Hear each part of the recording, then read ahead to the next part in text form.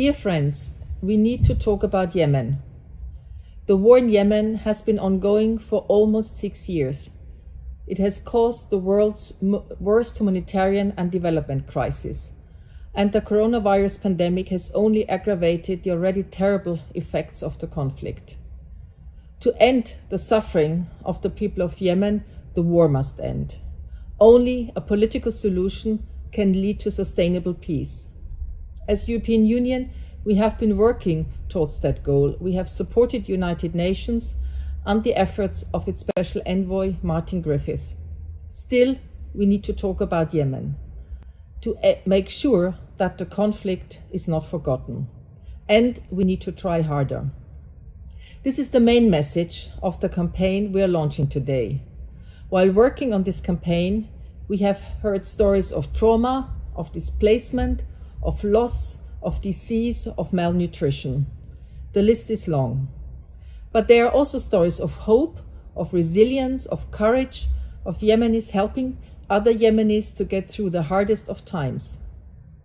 Think of the dedication of all the Yemeni health workers who have been fighting the pandemic, saving lives, often without receiving a salary. Think of the teachers, like Mubarak, who even when uprooted have kept educating girls and boys so that they can build the future of their country. Think of all the women, like Jamala, whose humanitarian and reconciliation work has kept hope alive. And I'm especially thinking of all the Yemeni women that I personally met over the years, who are working tirelessly beyond conflict lines to bring their communities together once again, to help open communication lines so as important agreements that contribute towards the end of the conflict can be reached. The European Union stands by the Yemeni people. We have provided over 1 billion euros in aid since the beginning of the conflict. We have not only been helping Yemenis with their immediate needs and daily life challenges, but we support them also as they build up their future. But let's circle back to today's event. Allow me to introduce Phantoms, Ruins and Reflections, contemporary art from Yemen. As part of our campaign, this exhibition, curated by Sama al-Hamdani, the director of the Yemen Cultural Institute for Heritage and the Arts, gives a glimpse of the talent of 6 Yemeni artists, established and up and coming. Through their art, they confront us with complex issues such as identity, the global survival of humanism, and the personal toll of war. But now you will hear it all directly from some of them. My Yemeni friends, the floor is yours. Thank you. Your Excellency, ladies and gentlemen, good evening. We want to thank you all for joining us online. My name is Khadija al-Salami, and it's my great pleasure to welcome you to this virtual art exhibition entitled Phantoms, Ruins and Reflections. It's an art show featuring 5 Yemeni artists with different backgrounds and unique stories. The exhibit was meant to be an actual physical exhibit, but with the closures in Brussels due to COVID-19, the EU had to do their best and decide to launch this event virtually. The exhibit was designed to be a 2-week solo exhibit and then a 2 collective exhibit with several short film screenings. Sama al-Hamdani, the curator of the exhibit, will explain more about this later. In this exhibition, you will not only discover different approaches and experiences of 5 Yemeni artists who reflect their own personal struggles, resilience, and talents, but also their work which illustrates thousands of years of history, rich heritage, and culture. This history, heritage, and culture that should be preserved and protected, as they simply belong to all of humanity, are currently being endangered by the destruction of the war in Yemen. We need to talk about Yemen, indeed. We do need to talk about it more and more. It is a must, it is our duty, and it's our responsibility as human beings. Each one of us the capacity to do something to end this war that has caused the worst humanitarian crisis the world has ever known. Tonight, Yemeni artists are talking to citizens of the world through the universal language of art, and they expect you to spread the word and talk about them and their country. This is the objective of this exhibition, to reach out to all of you. Thanks to Sama Hamdani, who is the curator of this important exhibit. Sama carries Yemen on her shoulders. Her attachment to this broken country devastated by an appalling war has made her an excellent ambassador to unveil the agony and the rich culture of Yemen to the rest of the world, and this exhibition is a fine example. Special thanks go to His Excellency Mr. Hans Grundberg and his staff for supporting and sponsoring the exhibition and making it happen despite the pandemic that has prevented it from being a live exhibition. It is an honor to introduce Ambassador Hans Grundberg. Is a Swedish career diplomat with significant experience working in the Middle East and working on conflict in that particular region. I heard he speaks excellent Arabic. Before serving as the European Union ambassador to Yemen in September 2019, he chaired the Middle East Gulf Working Group in 2009. We are happy to have him here with us, and the floor is his. Thank you very much, Khadija. And clearly, you haven't heard my Arabic well enough to understand how bad it is, unfortunately. But I'm always trying to improve it. Dear, thank you very much for introducing me, and let me now direct myself to all of you who are participating, dear friends of Yemen. So thank you very much for joining us today in making use of our collective voices to tell the world that we need to talk about Yemen. As others have said before me, it has been almost 6 years that Yemen is ravaged by this destructive war. Almost 6 years in which millions of Yemenis, much like Ibrahim, Jamala, and Mubarak, have had to flee their homes and find their way to a safer place. Almost 6 years in which children, like the ones attending Mubarak's makeshift classroom, haven't had access to anything resembling the childhood they deserve. Or 6 years in which Jamala's dream of providing healthcare to her community has become a struggle because of an empty table.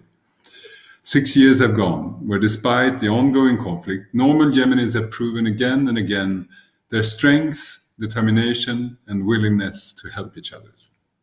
In a country where just living by is a major struggle, the determination of these Yemenis and thousands just like them is a tale of heroism. Yet, despite all this, Yemen's story continues to be overlooked by many in Europe and in the world. It is therefore time to talk about Yemen.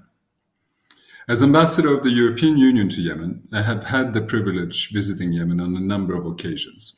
Beyond visiting one of the most beautiful countries I've ever seen, I have met a strong, proud, resilient country whose population wants and is ready for peace, once and for all. Yemenis who like Ibrahim, Jamal, and Mubarak, want to go back to their normal lives, to give their children a prosperous and sustainable future, one which does not repeat again the atrocities of war. I have met with groups of Yemeni women who fight to have a seat at the table, to have their voices heard, and to be a natural part in shaping the future of their country. I have met with journalists that have come together despite their differences in defense of a principled and objective press. I have met with the deans of Yemeni universities who are trying their best under the most challenging circumstances to offer their citizens an education. I have met with defenders of human rights and listened to their stories. All of these meetings and encounters are just a couple among millions of stories of strength and resilience in the face of adversity. As mentioned before by EIS Secretary General Helge Schmidt, the European Union has continuously stood and will continue to stand by the Yemenis.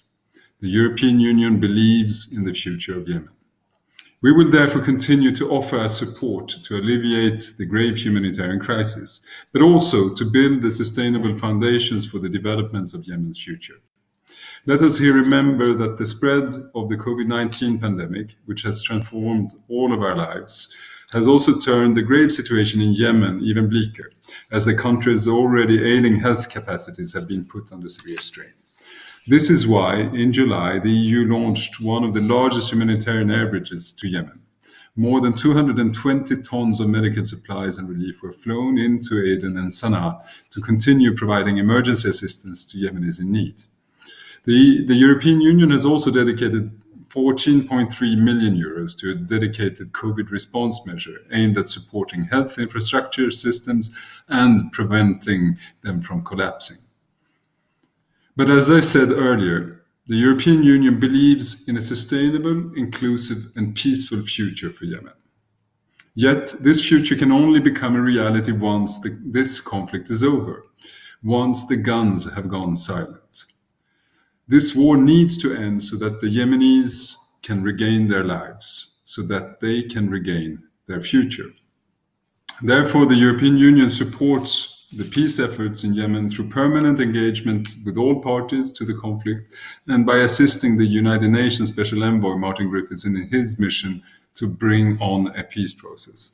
We use every engagement to remind the parties of the need to respect human rights in accordance with humanitarian law, international law.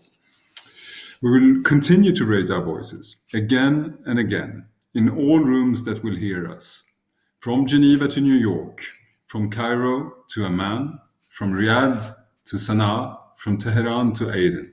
Yet we need more voices. In this regard, culture and the arts play a fundamental role in raising awareness and starting conversations.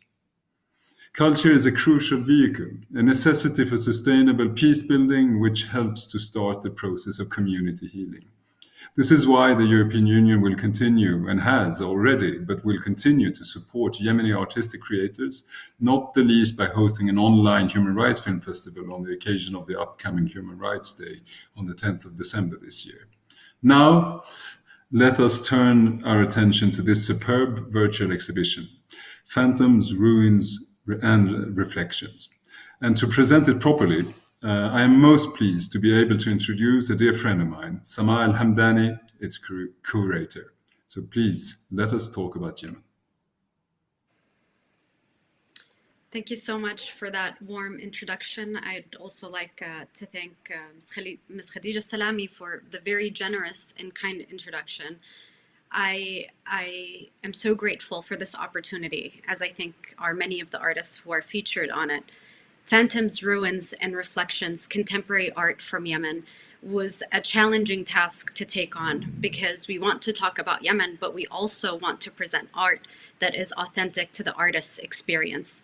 Not every artist wants to talk about war or to write about war per se, but they are in fact involved and affected by it just on the mere premise that they are Yemeni.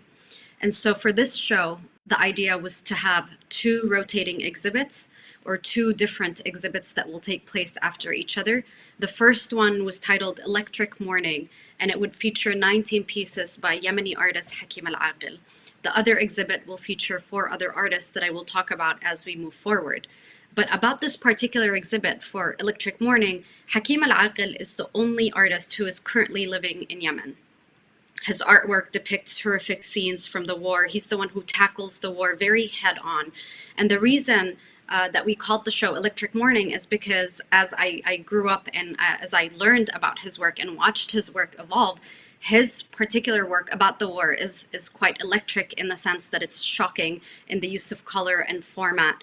And Hakim al-Aqil is one of Yemen's most successful artists. He suffered severe trauma at the start of the war. He suffered a stroke and then damage to his eye. He had to undergo 8 surgeries before he came out and produced these pieces that everybody would get a chance to see today. These works are actually quite large in size, so they're quite the undertaking. And so I don't want to say too much here because I would like the pieces to talk for themselves. But Hakim al-Aqil was mentored in Yemen by Yemeni artist Hashim Ali.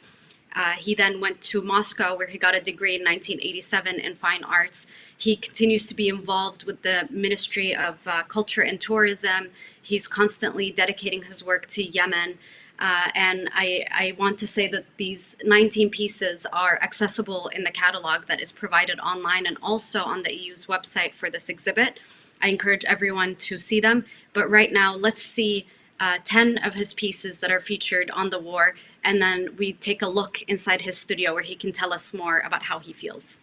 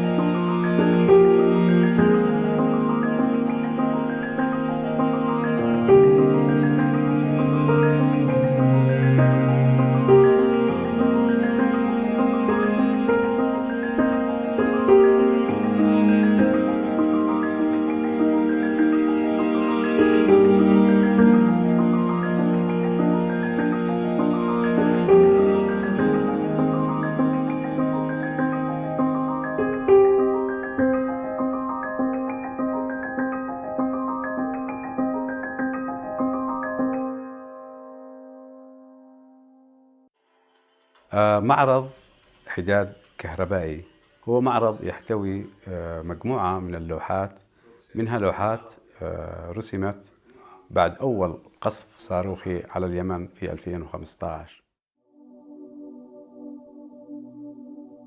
وأعتقد أنا أنه الحرب هو حالة استثنائية في حياة البشرية، بينما السلام هو عادة الإنسان الدائمة. بكل هذا يجب على الفنان أن يقدم بعض من التفاؤل وبعض من الأمل للناس بانتهاء هذه الحرب.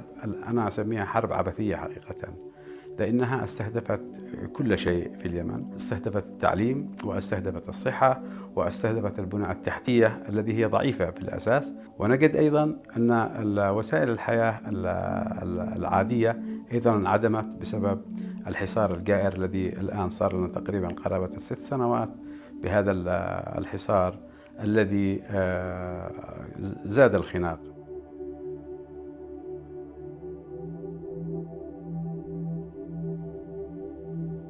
هذه اللوحات معظم في الغالبية مرسومة بألوان الأكريليك، وفيها هذه التنويعة تحت عنوان رئيس وهو حداد كهربائي. الحداد تقريبا في معظم البيوت كان هناك حداد على فقد شيء ما، أو توديع شخص هاجر إلى بلد الغربة ولا يدري متى سيعود، أو أي شيء آخر. إنما هذه مآسي الحرب عادة. فالكهربائي يقصد فيه معنى آخر، ليست الكهرباء النور، وإنما هي كهرباء الصعقة النفسية، الصعقة الشديدة للحداد. فهي معنى مجازي أكثر ما هو معنى لفظي.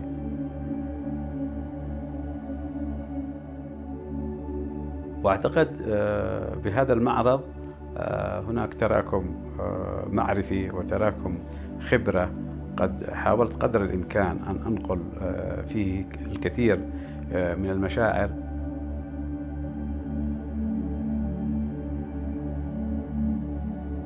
اللون هو اللغة التعبيرية الأساسية في هذا المعرض، إلى جانب وجود الأشكال.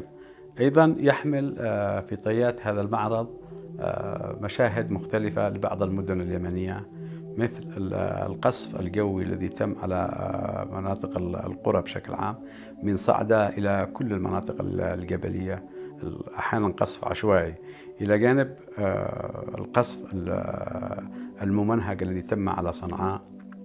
وكان هناك أيضا ضحايا كثيرة جدا، لا أريد أن أذكر التفاصيل. وقصف للتنفيذ على تعز، على عدن، على المناطق اليمن كلها.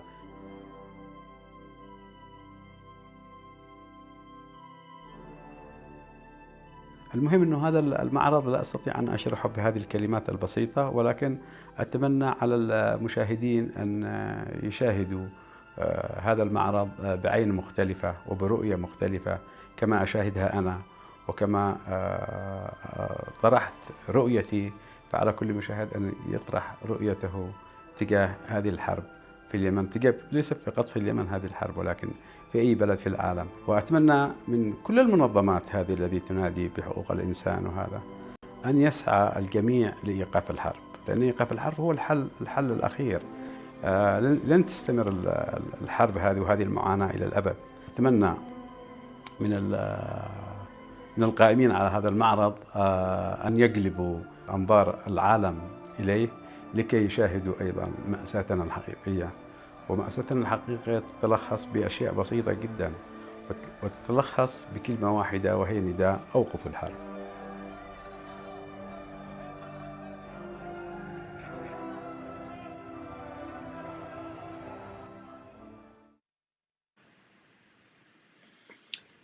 Thank you all for watching that.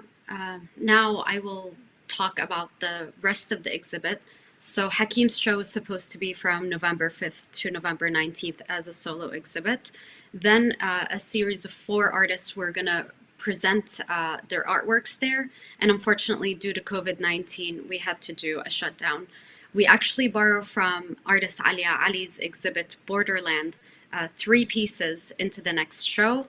And the other artists, Ziryab al-Ghabiri, who is now based in Dubai, Ubaid Salim, who is now based in Riyadh, and Sara al-Awlaqi, who is based in Oman, they all curated specific pieces for this art show, and Alia's pieces ties it all together.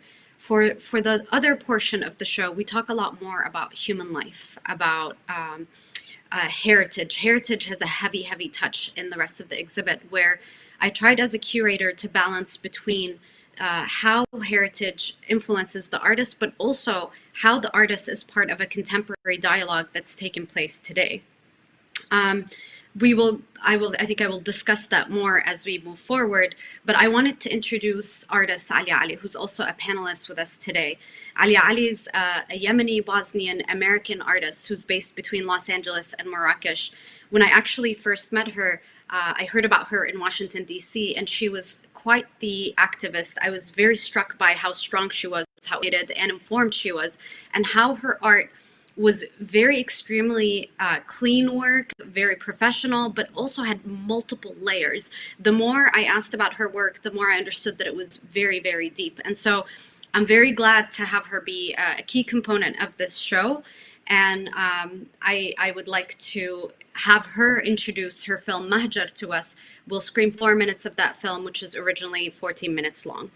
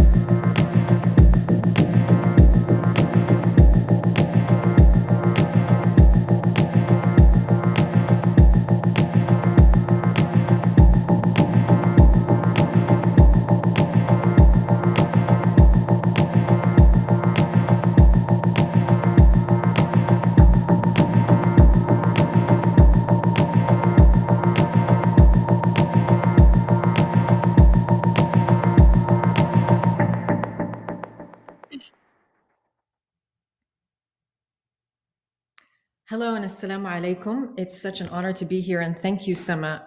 Thank you so much for that introduction. But I would also like to take a moment to say thank you to all of the panelists here and for everybody who's organized this, because this is such an important event, which in so many cases, I believe that Yemeni cultural producers and Yemeni artists really have to fight for the platform in order to talk about this. And I'd like to start there. I'd like to say a few words about what it is that you are about to see. The film Mahjar actually starts from another film. About 2 years ago, as we're now on March 19th, we'll be entering, hopefully not, but what we might be entering into the 7th year of the crisis in Yemen. And a few years ago, about 3 years ago, I went to graduate school, and there's a moment in which artists who come from the diaspora and who come from places that are experiencing trauma and crisis, there is a responsibility for us as cultural producers, but also cultural preservers. That can sometimes also feel like a burden because it doesn't give us the ability sometimes, or we believe that we don't have the ability to make work about other things. Furthermore, that we need to make work to respond to these crises. So the first film that I made is actually a work called Conflict is More Profitable Than Peace, in which I try to understand why is this happening? Why is this happening to Yemen? And that question can even go into other places in the region, into Iraq, into Syria, and it comes down to the word of erasure. And after a year of working on this film, which can actually be seen on my website, which I can post later,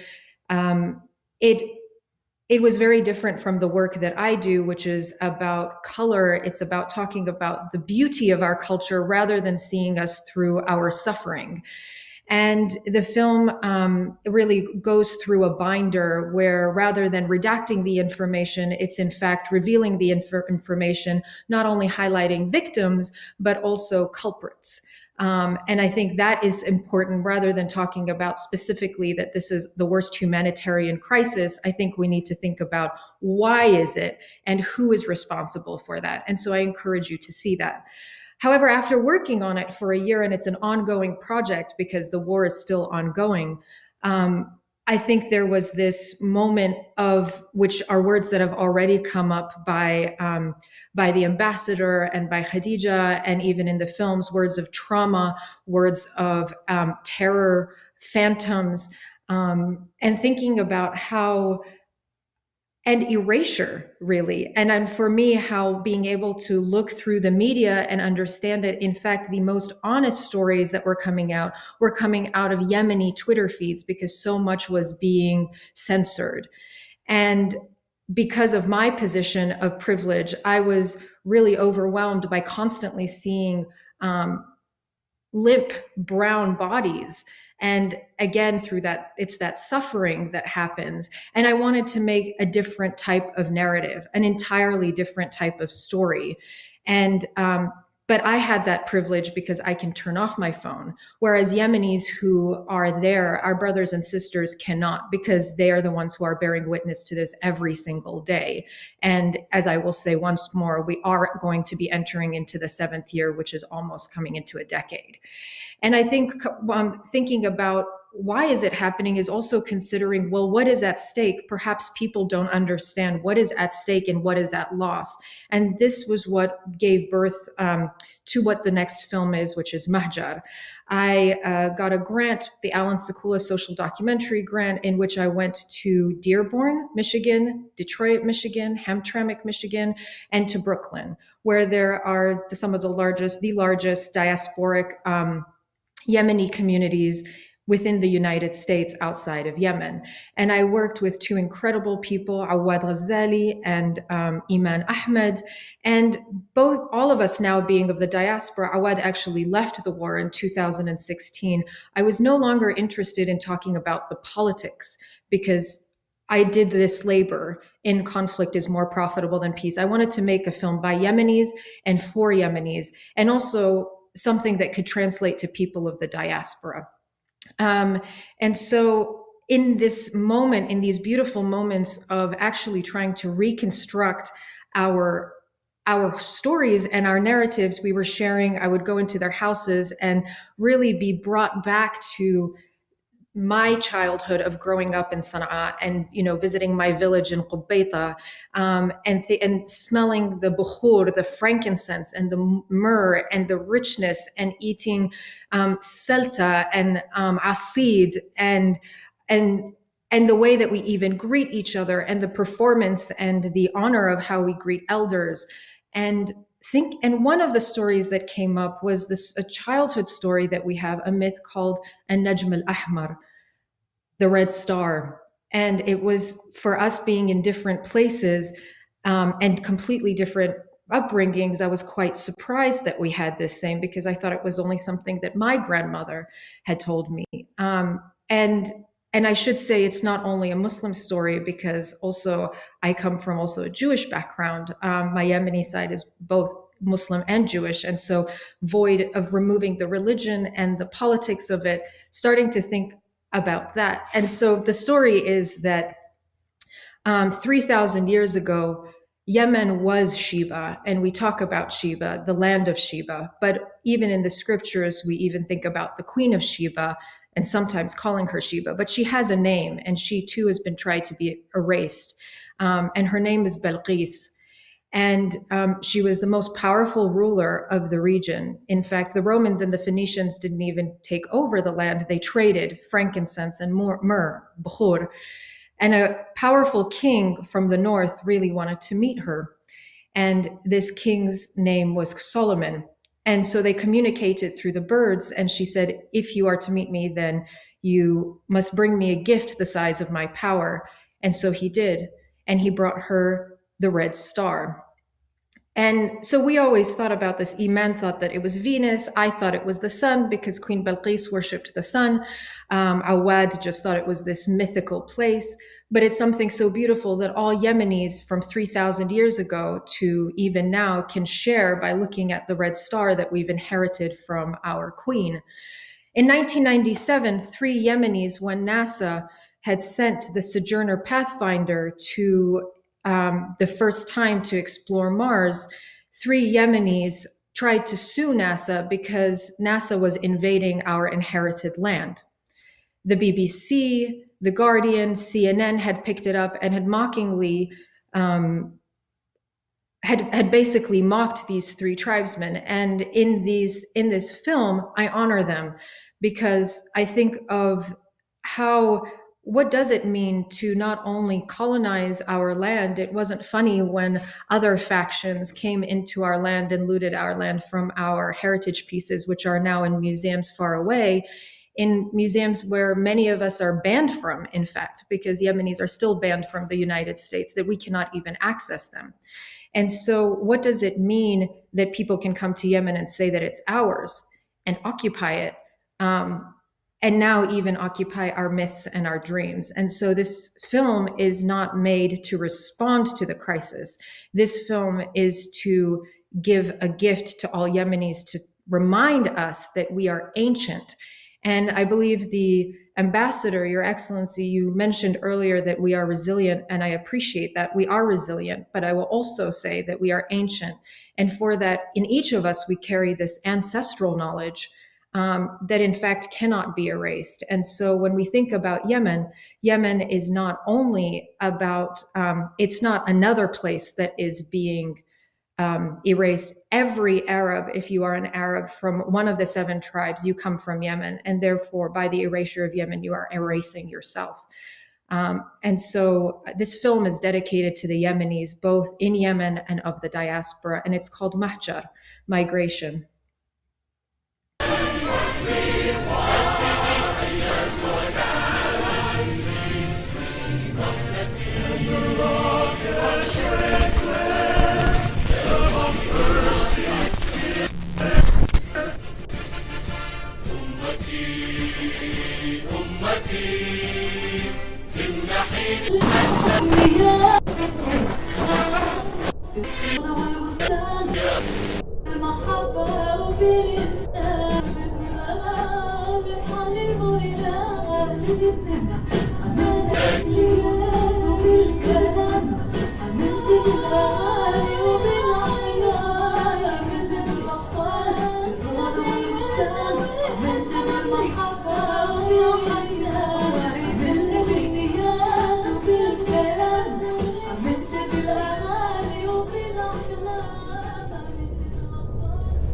آخر نقطة من اليمن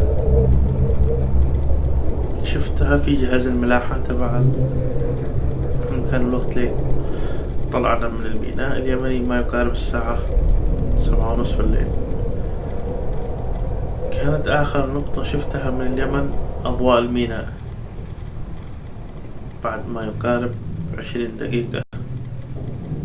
كأنه أنا ودعت طفولتي، ودعت كل شيء، ودعت 24 سنة في اليمن، ودعت هؤلاء، ودعتها بهذا الضوء الأخير. أيضا آخر نقطة عرفت أن أنا كنت فيها في اليمن من جهاز الملاحة اللي كان على السفينة اللي سافرت فيها، فعبرت من حياة إلى المجهول. أول خطوة خطوتها من خارج السفينة للأرض، دخلت غربة طويلة جدا جدا. الروح عرفت أن هذه نقطة العودة، خطوة. Arabia Felix, happy Arabia. It's known for being the land of plentiful in architecture, jewelry, textiles, salt, coffee, honey, frankincense, myrrh. Given its geographic location, it's significant. My best friend was the most powerful woman in the world. Her name was Belqis.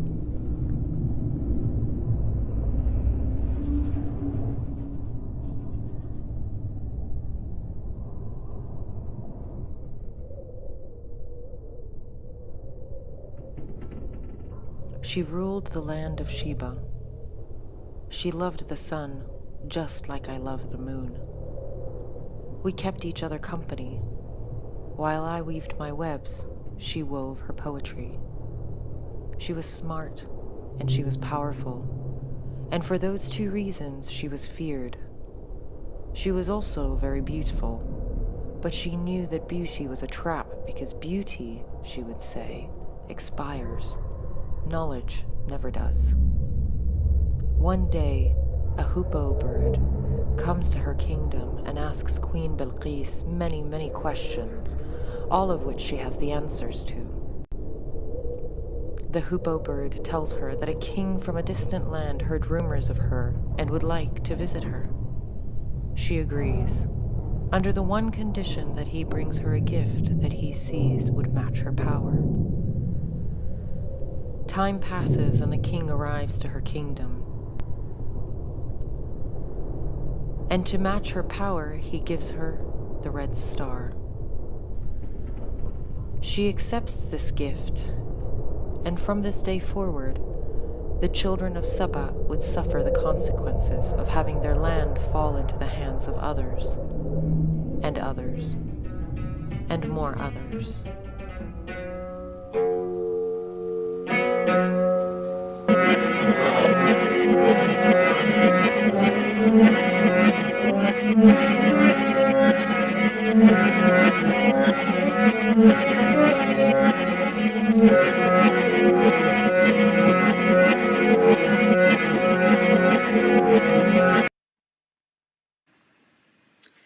Wow. Thank you so much for that powerful statement, and thank you for sharing those 4 minutes with us, Alia. I think I needed that reminder also as a Yemeni woman of the message of your artwork. I wanted to ask you in particular about the colors that you used for that film, and we've discussed how this genre could be described as Yemen futurism. I would like to hear from you more about that, but also in this film, you act like a guardian. You're not just an artist, you are a guardian of Yemen's heritage, of Yemen's folklore. Can you please talk about what motivated you to step outside of the politics and try to kind of protect, preserve, and so on and so forth with this film? Well, I just will say that actually you remind me, for people that are listening, Sama and I met because Sama actually has been an advisor to me in terms of, we met sort of in DC through phone by a project that I was doing. And it's really amazing because you championed this. So it's kind of an honor that you say that I'm a guardian, but I will push back on that because I think coming into, when we're talking about Yemeni futurism, we can't only think about, we have to think about the legacy of futurism. And for me, thinking about Afrofuturism and why is it that it actually came about? it was because there was no more possibility of being able to see the future under the colonial conditions and trauma that exists. And we continue to see that today, particularly in the United States. And I can say this because I'm also a citizen, and I can be critical of that. And I think as Yemenis, I think that has been actually, as a Yemeni artist, I've been really influenced by Afrofuturists and how that they've managed it. But I think also being very careful not to borrow and take from the labor of which they've created in their work. And so a way in order to think about Yemenis right now, when we think about migration, which this film is about, and which will come to the colors, in terms of migration, meaning that we move on a horizontal plane, but Yemenis cannot move on a horizontal plane unless you have a passport that's not green. I have a blue passport so that I have this privilege and possibility to be able to move, but most Yemenis and many Yemenis don't. And so starting to think about, well, if we can no longer move on a horizontal level, then start thinking about moving on a vertical level, which defies in that way reality. And this is why I'm talking about this mahjar up into Mars or into the red star, wherever it be.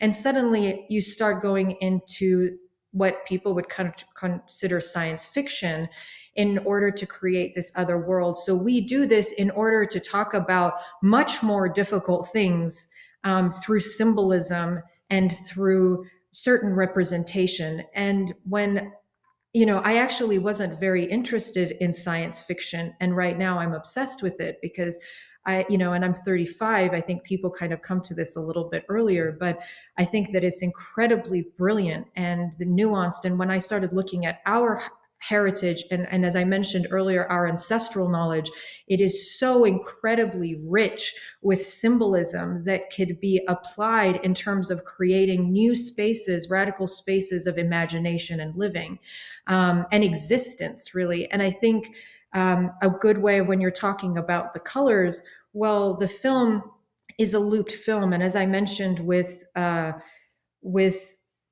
previous one, conflict is more profitable, but then peace, you see that it's all black and white, because this is sort of what it comes down to. It's law, right? It comes down to what's on paper, who are the ones who are signing papers on the behalf of, or and so on. And I think for this, I really wanted to inject color because even Google, when you type in Yemen and you look at Google images, it's the same as when you type in Iraq and you type in Syria, and they all, look like these desert, barren places. And that is Orientalism at its best, because you don't see us for our individualism. So when I tell people, no, on the contrary, we have terraced mountains, we have the first skyscrapers even in the world in Shibam, Suqatra, which is also featured in this, in this exhibition of the dragon blood trees. So we have all of these colors and stories. And I think that's a way that I wanted to, and in the dresses that I document, which our dresses are the documents of our stories, I wanted to reveal that. And even thinking, when you watch the rest of the film linguistically, you only see sort of the end, which is also the beginning, but I use a lot of neon in an installation that I just made, where I started listening to ancient Sabaean to try to think about what was Balqis speaking. And when I heard it online, I was so surprised, and I encourage all Yemenis to try to hear it. I was so surprised to see how much I understood from what is considered a dead language. And when you read it, it looks very much like Hebrew. And so drawing on that, I decided to think about how can I create a language? If I can feel and understand a language from 3,000 years ago at the tips of my nerves, as though my soul has reached that far back, then surely I can catapult my soul and my knowledge, our souls and our knowledge, into 3,000 years into the future. And so now I'm working on building a language that draws together Arabic, Hebrew, and Sabaean, and with that, painting it in this neon, thinking of it as an attention, but also on this migration.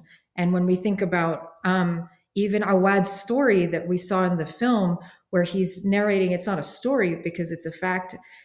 We can hear this in a documentary and say, and look at him as a victim, but he is not. He is an adventurer, and he's a pioneer. And when we, as the diaspora, go into other places and move into other spaces, constantly reorienting who we are around that specific location, we sometimes need to be reminded that if we are this old in our knowledge and our history and our heritage, then we can also be as futuristic and even beyond.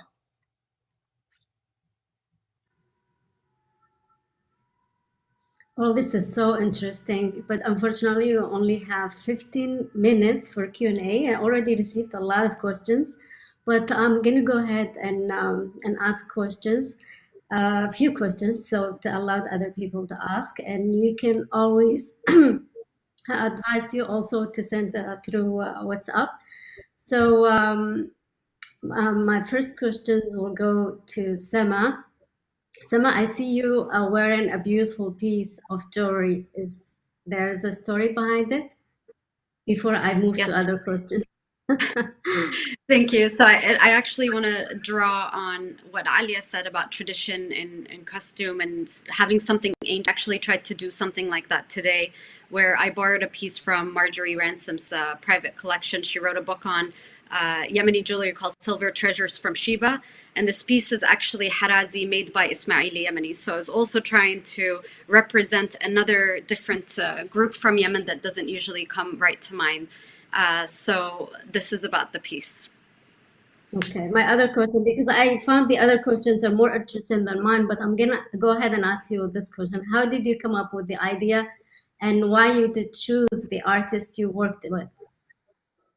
So for the past 2 years, I've been constantly thinking about how do we empower Yemeni art internationally. And so the idea first, came from the war. We want to protect what already exists, what's ancient, what has existed for many years, but also I want to encourage what's new and what's fresh and what's evolved from that past experience. And so I actually started thinking about this exhibit when I engaged with different artists in Yemen, one of them being Hakim al-Aqil, and his particular paintings on the war struck me because he's the only artist so far who painted from Yemen those kind of images. So it's kind of a brilliant opportunity to have his work represented here. And then I realized that a lot of times when you talk about Yemen and art from Yemen, some of the art represented tends to be weak and mediocre because you want to drive a certain idea forward. So for example, in this particular exhibit, I'm so thankful to the EU to allow the Yemeni art to not just be very literal, but to have this symbolic representation, metaphysical representation to it, where it's not just, look at the war, people in Yemen are devastated, it's so sad, but rather, I'm an artist, I have something to contribute to the larger conversation on art, and this is what, as a Yemeni artist, can bring forward, this influence the world, and this is how I perceive it. Okay, well, thank you, Sama. That you really gave me the privilege to discover this incredible young Yemeni-Bosnian-US artist, Alia Ali. You had an unusual background where you traveled and explored the world in seeking knowledge and a deep understanding of our humanity and nature. I would call you the Bint Battuta of the 21st century. This rich experience that you have lived through and which is still enabling you to present us with the diversity of rich culture from across the world. When I read about your description of fabric, I was intrigued and fascinated by how you have defined it and its symbolism in every culture. And you end your statement with, while fabric unites us, it simultaneously divides us. How would you please elaborate on that, how it relates to the conflict in Yemen? It's a real honor actually to be on a panel with you, also being, the first, but also as an award-winning filmmaker. So I have to say that I'm also just proud, also as Yemenis, that you're Yemeni. So thank you. I think in terms of the textile, which I haven't really spoken much about, it and why it means borderland, it actually is around a lot of our indigenous and and tribal histories that also goes back farther. And when I think about how our stories, Yemen is an oral history, and I think that our our stories were never really told on our terms. And I think going back to reconstruct who we were and who I was as a Yemeni who grew up there, but the diaspora, I looked back at the dresses. And I think when we look at the history of Yemen, a lot of it was written by our colonizers, right? And so it being an oral history, I should say that both of my parents are linguists. And so I see how language is a tool, but it's also a weapon. And depending on who is translating, how the narrative is being written, and for whom. So under what agenda. And when, with the Ottomans and when the British, when these histories were being written, there was a damage that was already done in the translation before it hit the paper. And so I started to think about what is our history? How did we write it on our own terms? Thinking about my grandmother who worked with textiles and who would do the embroidery. And in fact, when you look at these dresses and even at some of the jewelry like Sama is wearing, a lot of stories are told through the symbolism through that. And they're not only, religious or geographic, they're also cosmic. And I think that in this way, when we look at the textile is in fact a document of how we represent ourselves. And that's what the Borderland series, and that's actually Yemen is a part that those are the Yemeni series, but that whole series also comes into Oaxaca, Uzbekistan, Indonesia, Japan, where I've traveled, Nigeria, where I've traveled to different regions on how these indigenous communities actually communicate through their textiles. And in that, we all wear textiles because we are born in it, we will eat on it, we protect ourselves with it from the environment, and eventually we die in it.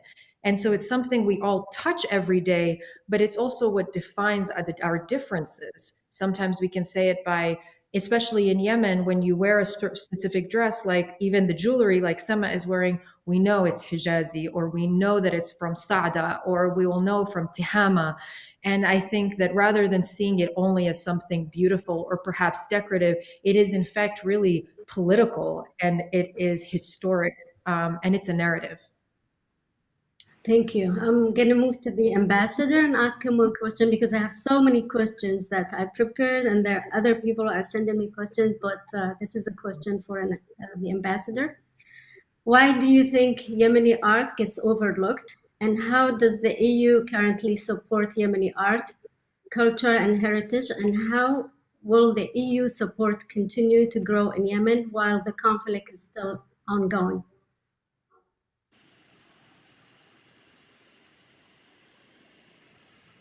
Your Excellency, I don't know if you heard. No, thank you. Yes, I heard the question, and thank you very much. And let me first say that I'm first and foremost extremely humbled by being in this presence, and I shouldn't be here, I realize, because the discussion that you're having on the basis of the work that you have been doing is extremely invigorating and brings me a lot of energy in the work that I'm doing on a daily basis. So I really would want to thank you for that. And it's a real pleasure for me to see this and also to listen to the points that you have been making, all three of you. So thank you very much for that. The question, why does Yemeni art get overlooked? I think the plain answer is, why is Yemen getting overlooked? And there I don't want to say Yemen as a conflict, because I think that is wrong. The conflict in Yemen is not getting overlooked. It is figuring in the press and in the media. But Yemen as a whole, Yemen as this magnificent country that we're talking about right now, that is getting overlooked.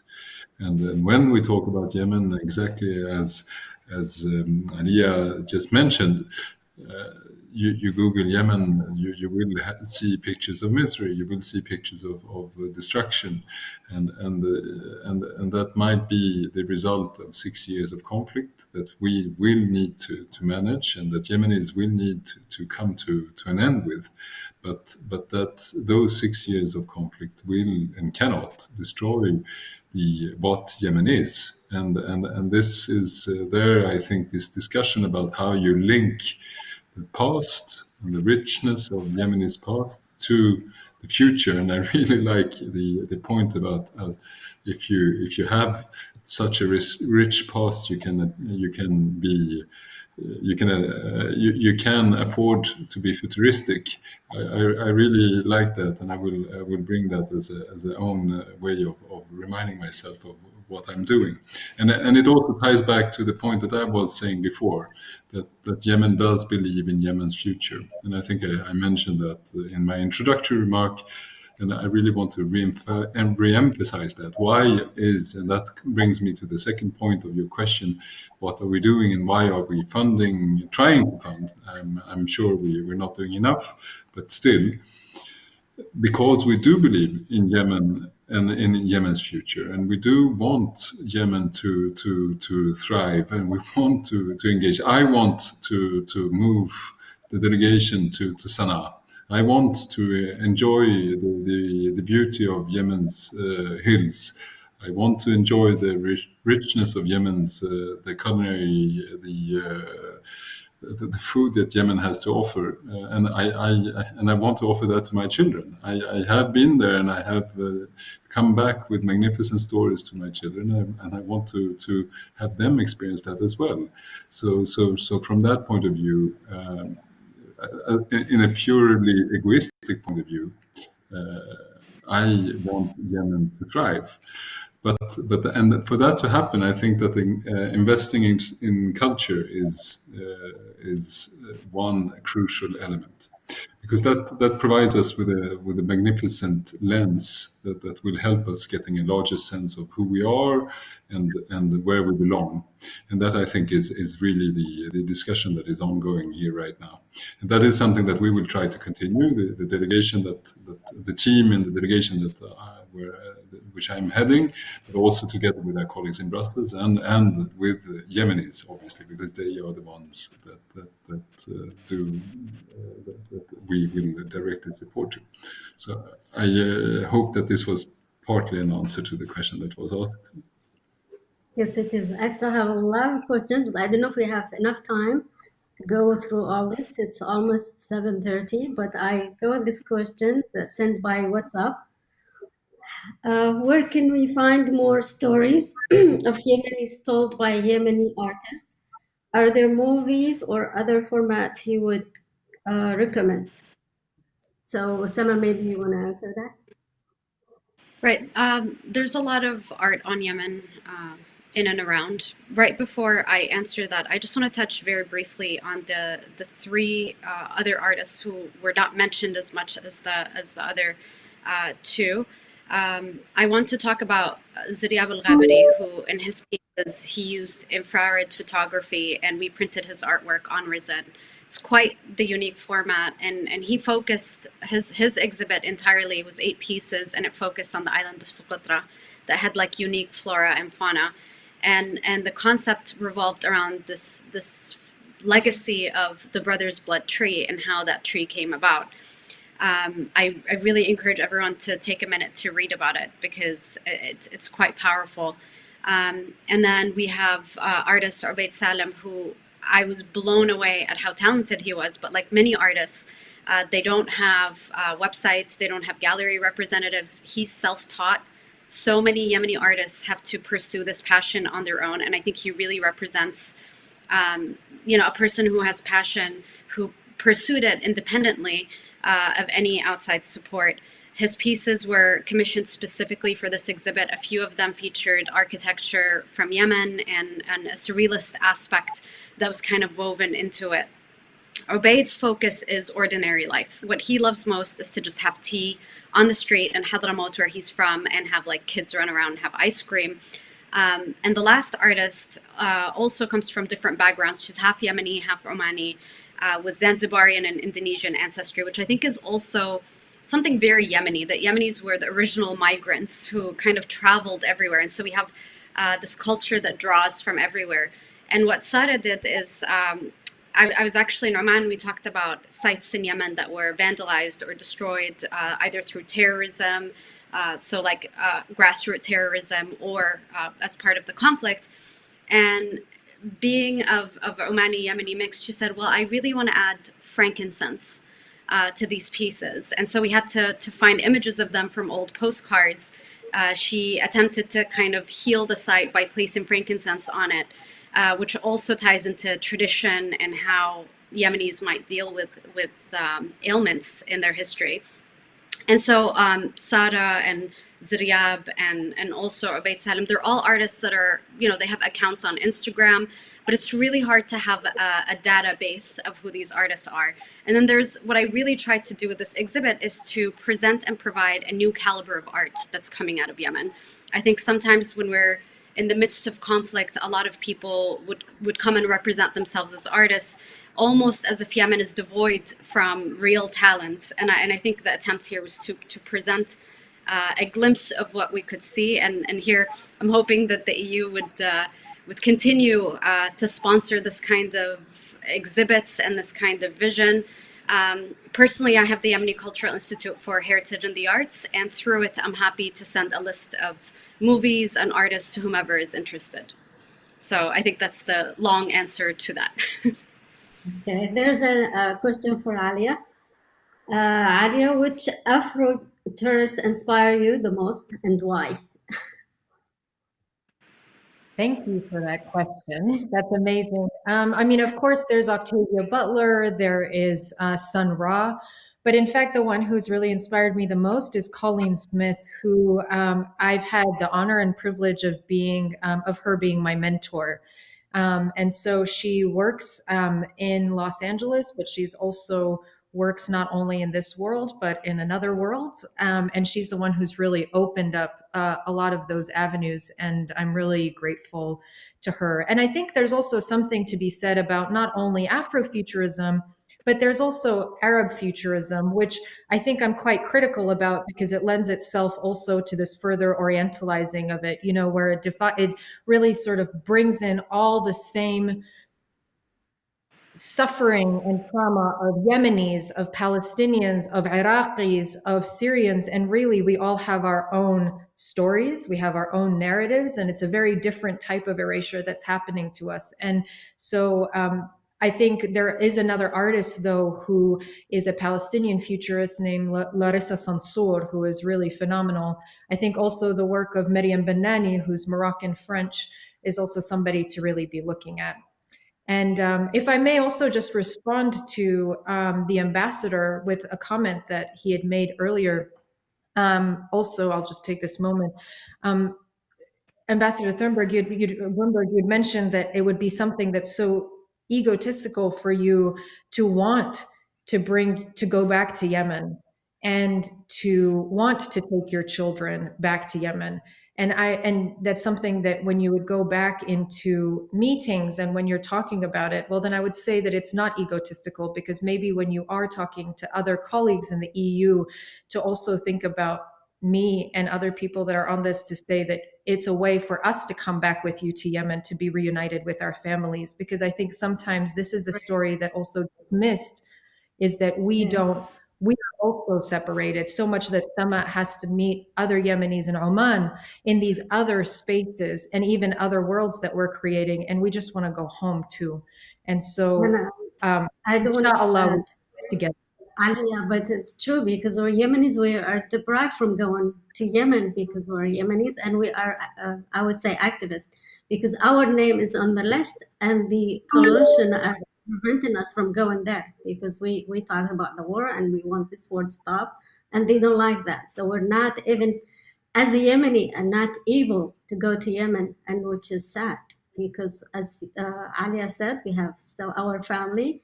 We're attached to our country, and we want to do something from within inside, but we're not allowed to do that.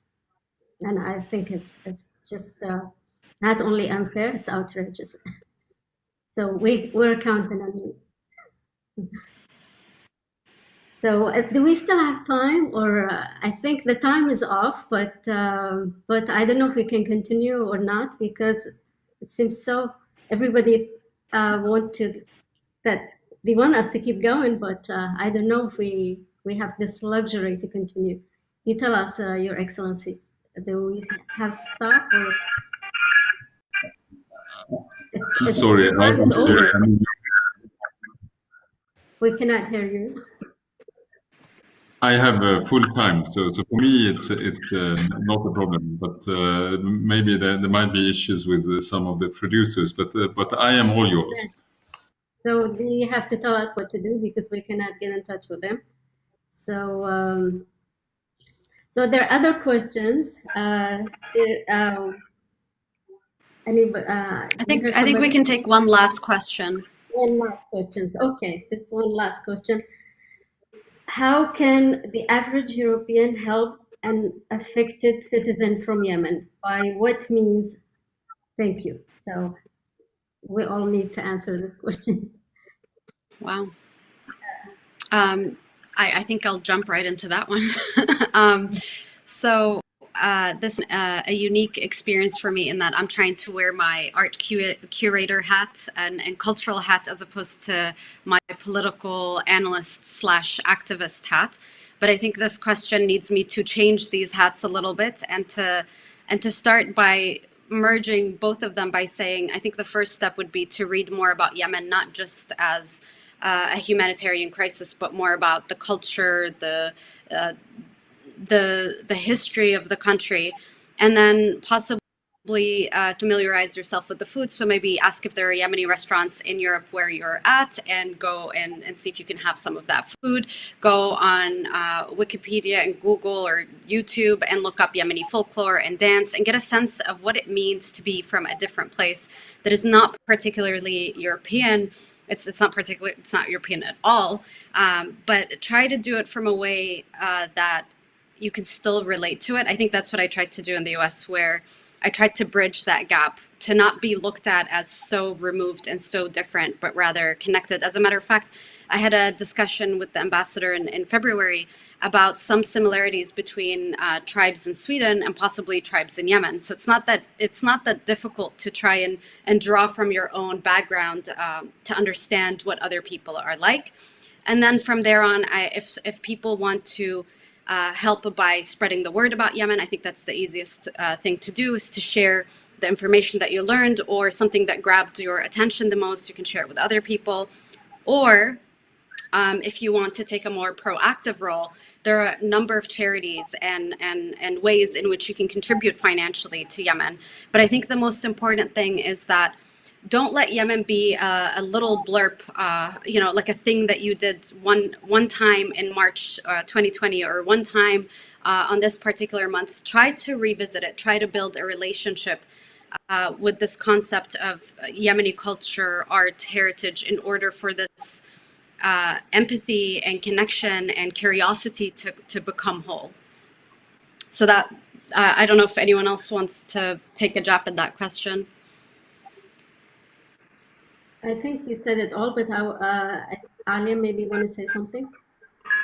Yeah, I would also say, I mean, also looking at some of these, there's so much, I think this question comes up quite a bit. And sometimes it kind of bothers me, to be honest, because there's so much, as cultural producers, we do so much labor in terms of trying to draw attention to it that I would say for the person who's interested, please put in the labor as well to just research, and it's not a part for us, it's a part of our blood, it's a part of our history, it's a part of our dreams, our nightmares. It's sometimes so all engulfing that a little bit of labor from your side to say, look, what can I feel? How can I be a part of this? And how can I learn? We have our Instagrams are dedicated to this, our Facebooks, our time, and it's a real honor when you have someone who is not Yemeni, like the ambassador, who does dedicate this time. But that also means just because we are all four of us ambassadors, and it extends beyond the screen that you're looking at. And if you need quick information, then let's just say go to our Instagrams because it's there all the time. Go to our websites. And if it's something that, and then not only that, again, not seeing it through the suffering, but the fact that Yemen is also just really cool. I mean, it's also contemporary, it's modern, it's hip for the younger people. there's a lot of really interesting pop art that's coming out from Yemeni cultural producers who are also from the diaspora, incredible music that's funk that like integrates jazz as well. And I think that it's not something that's only archaeological. It's modern and it's contemporary. And I think listening to music, buying music from musicians, looking at the art, talking about it, that I think that's also ways. And just in a very direct way, because Samat said it beautifully, there's one thing called it's a Yemen card, which you can just look up online. And it's different Yemenis and it's who have put these things together, talking about UNHCR, Save the Children, different ways in which you can participate into sending food. So there's that. And then understanding the conflict, but like the ambassador said, there's so much, you're right, there's media about it. It's just up to you to do the labor. Yeah, you are really saying it all. And I was, when you asked the question, I was first going to say buy Yemeni art. That's the first issue. But then obviously the second one is linked to what both Sama and you said, Alia, is don't feel sorry for Yemen. The sorriness will not help, but engage and learn and get to know Yemen. And when I cannot expect anyone who doesn't know Yemen today to know Yemen tomorrow. I have been working and trying to get to know Yemen for the last 3 years, and I'm only scratching the surface for the moment. And it's too dense and too complex. It takes a lifetime. You need to be Yemeni to understand Yemen, I'm afraid. But you can at least try, and you can at least try to engage and try to get to know the country with the channels that we have today. And as you said, go and meet a Yemeni in your city. Go and engage in a discussion with a friend that has Yemeni heritage. Go and eat at a Yemeni restaurant. Go try to learn more in order to not just feel sorry for Yemen, because that is not enough. Feeling sorry will not help, and it will not make things much better. But if you can meet the next Yemeni and you can say that you've learned about Hadramaut and the valleys against the hill steps and the wadis that flows from Sana'a down to Hodeida, well, then you will make a Yemeni proud, and that will in itself help in exactly as we talked before, will help the healing process of what culture can achieve in a certain way. But that is on a broader level. Then if you, and I agree, if you are engaged from a more political manner, well then get engaged in a truly sense of the term, if you really believe in that level of engagement. And there's nothing stopping you. It starts today.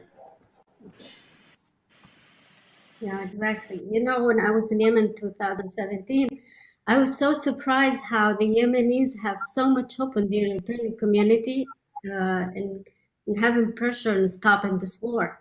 And they have the sense that European can do something. They did not have any hope in the Arabs because they know they are ruled by dictators, but they were having so much hope. But I don't know if they still have it now after, entering the 6th year of the war. But it was so strong that I was so surprised that, regular, normal Yemenis are hoping that the Europeans will have so much pressure on the politician in order to stop this war. I hope, that, I don't know, your ambassador, if you, what you can tell these millions of Yemenis. Now we're talking about abroad and we have all the comfort and everything, but there are millions of Yemeni out there that are desperate. This war should stop. When they always ask when this war will stop, and this is the main concern of all these Yemenis. What can you tell them as an EU ambassador, and as also it's the rule of all Europeans, and then to try to do something. But I don't know how far they can go and how effective can the European Union do something about this. No, I have to say that I am as eager and as desperate as everyone else. I am tired, to be honest, to see this conflict going on, and I have been working hard, and my colleagues in the delegation have been working. I would have to say even harder with me in trying to use the influence that we have as the European Union in getting the parties to come to its end of this conflict. And this is something that is, as you know by now, and as you as Yemenis know for sure, is complicated because it is something that goes back. It has a historical roots and is an issue where me as a foreigner will always have a challenge in interfering and without damaging or without making things worse. But in order to at least provide some level of hope to the Yemenis that are watching right now, the level of interest and the level of engagement from the European Union, and I have to add its member states. The European Union is broader than just me as a representative, but it's also 27 member states. The level of engagement is stronger now than it was a couple of years ago, and I think that there is a realization that it has to come to an end, and that this campaign that we have launched, Let's Talk About Yemen, and this exhibition that we are now discussing is a signal of that.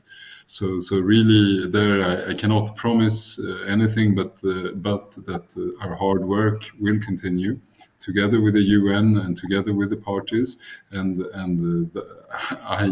I really, as you said, Alia, I really do not want us to go into the 7th year. It has to come to an end. Enough is enough. So we conclude our panel with enough is enough, and I invite Sama to close this interesting and beautiful panel that we had this evening. Thank you. I want to invite everyone to take time to look at the catalog and the fantastic works of all these artists, to take time to read their bios and to also read the story behind the exhibit, and to go a step further into going their websites, into their Instagrams, and exploring their art further. I want to thank the EU for having this event and for including art as a key component of bringing attention to Yemen. I would also like to thank people who worked behind the scenes, including Paolo, Mina, and Ivan Valentina, who are working very hard today to make this show happen. There are many others, of course, working with them. So I want to take time to thank them, and also to thank the catalog designer, Paul Tuller, who put his heart into this work and also got to learn a lot about Yemen and Yemeni art and kind of developed a little bit of a passion for it. So I want to thank everyone for taking the time today to join us. I encourage everybody who's watching to take this a step further, reach out, look at things, and ultimately, I think art is a key component of storytelling, and what I did today is try to tell the story of Yemeni art in a new way by tying the old with the new. But ultimately, I think that the final message of this today is that Yemen needs peace, and that we're all eager to see what Yemeni artists can produce at a calmer, safer time moving forward. So in order to end this, I want to introduce a video that was made and directed by Mazen al-Saqqaf, who's a famous Yemeni YouTuber. He reached out to many of his young friends in Yemen on the ground, and we tried to bring some of their stories in this video. Thank you.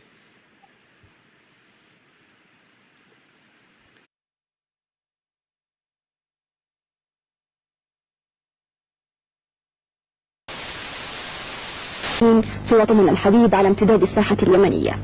يسرنا أولا أن نقدم لكم نبذة عن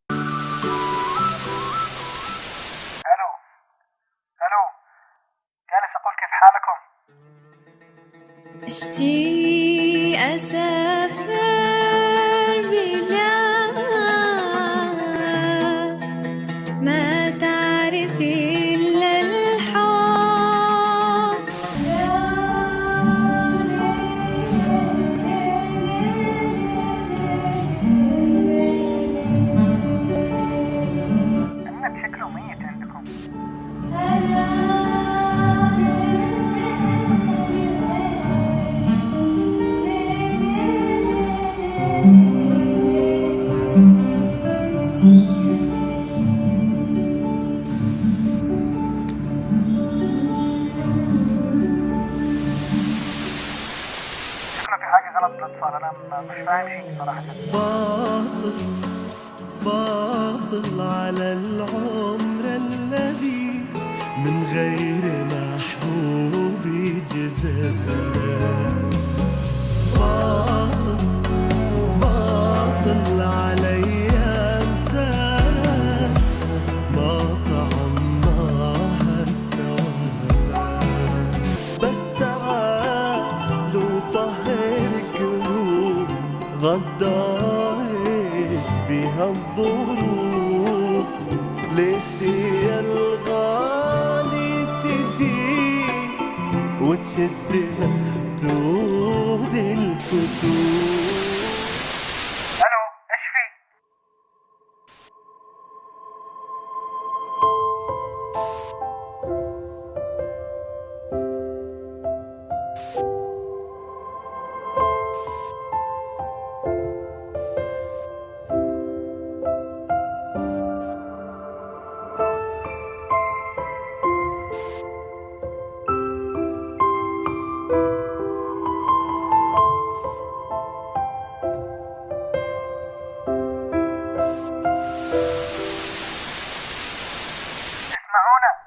أيوة بتسمعني؟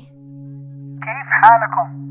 إذا سألت كيف حالنا لازم يكون قلبك كبير علشان تعرف الجواب وتأكد. حالنا فرض علينا، مش إحنا اللي اخترناه. وجدنا نفسنا فجأة في هذا الحال. كل واحد مننا يحاول يخرج من إطار الصورة السيئة ونصنع بفننا صور أفضل.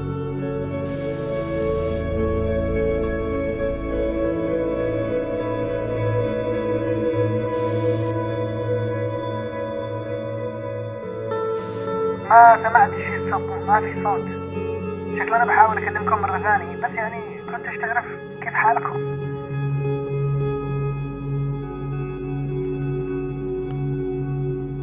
احنا الحمد لله.